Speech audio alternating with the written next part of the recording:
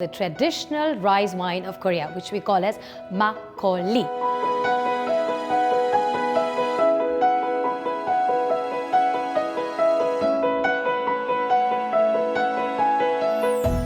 Soak rice in water a day.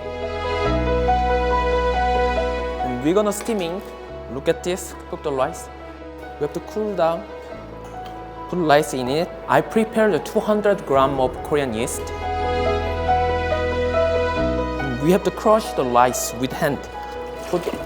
Keep it outside during 2 or 3 days. After that, we can drink it.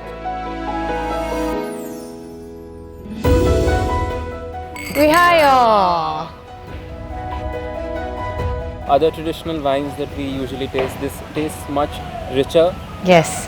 Because those are all French wines that we have tasted in India, and this South Korean wine is the first time we have tried anything.